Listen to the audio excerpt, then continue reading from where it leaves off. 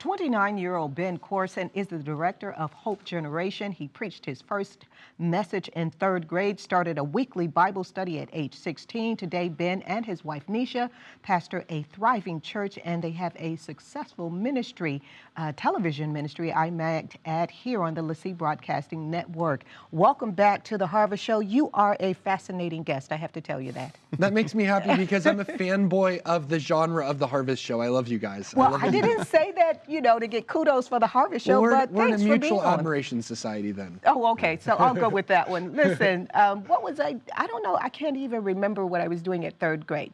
But by the time I reached sixth grade, I knew I wanted to be a journalist. Yeah. So you've always wanted to be a preacher? I wanted to be like Reggie White. Do you remember of course. Yes. for the Yes. Packers? NFL. He played professional football and was a pastor. And I thought that'd be really fun. The problem is I had no success in sports. Okay. So I just went right into being a pastor. I wanted to be an athlete and a pastor, but I just went right into the ministry. So you heard at the top of the show where this 95-year-old man is just preaching the Yes. gospel, going around sharing the good news, and you say it's never too young.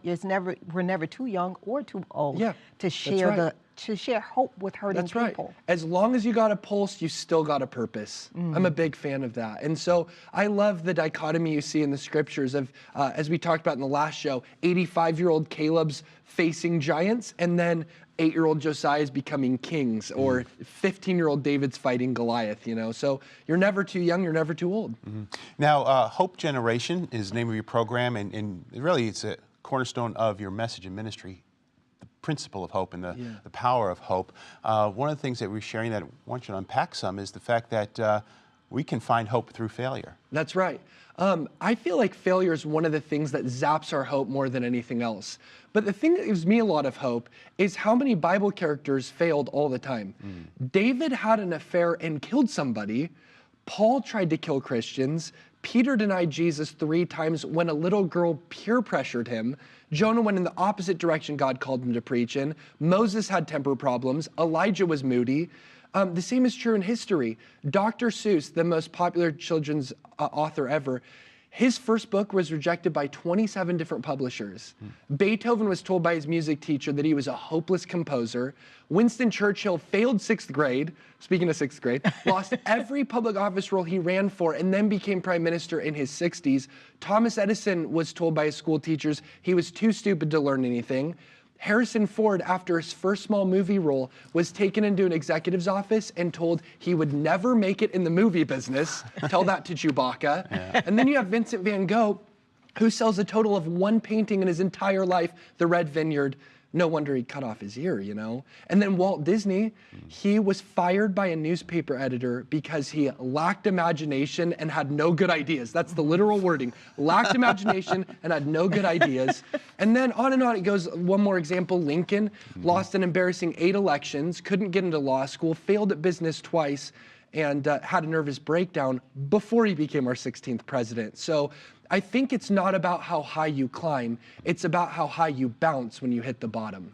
Okay, so you're saying that failure actually can be a stepping stone to the next thing that God has for us. Now, what about in your generation, millennials? I'm the mother of a millennial. Cool. And she told me, don't believe everything I hear about millennials. Yes. And one of the things that we hear is that they have a problem with committing. Yes. Commitment. What do you say to that? And what are you doing to help your generation? Yeah, so one of the things that my generation does is we follow our heart, but we forget to take our brain with us. You know, we should reach for the stars, but we need to keep our feet on the ground. Faith can move mountains, but don't be surprised if God hands you a shovel. So I think that commitment and hard work is something that's very integral to understanding how to excel in our God-given calling. There's a book that changed my life. It's called Outliers by Malcolm Gladwell. And in chapter 2, he writes about a phenomena called the 10,000-hour rule. And the 10,000-hour rule states that every successful person in history has practiced their craft for 10,000 hours. Whether you're talking about science fiction writers or master criminals, they've all practiced 4 hours a day, 5 days a week for 10 years on average. So a quick example is the Beatles. When they came to America with the It Factor, the British invasion, occasion on the Ed Sullivan Show, everybody thought, oh man, who are these mop-top boys from Liverpool who all the girls are screaming after? The fact is, they had played 7 hours or 8 hours a day, 7 days a week at a club in Hamburg, Germany, and had played more shows live before anyone ever even heard of them in America compared to what most bands do in their entire career. So I think hard work is very important. The Bible says work hard and become a leader. The Bible says hard work means prosperity. That's from the book of Proverbs. And so I think that if we want to do great things for God, we got to be willing to not just wait for opportunity to turn up. We got to start turning up our sleeves. You know what I mean? That's some good stuff right there. Going back to hope and failure, it's not how high you climb, it's how high you bounce. Yes. That takes a little doing, though, doesn't it? To have that ability or to tap into God's grace to get past the failure and to start moving upwards again. That's right. I believe the more desperate the case, the more room for God's grace. I like to tell my generation, we get to walk with some swag. SWAG, saved with amazing grace.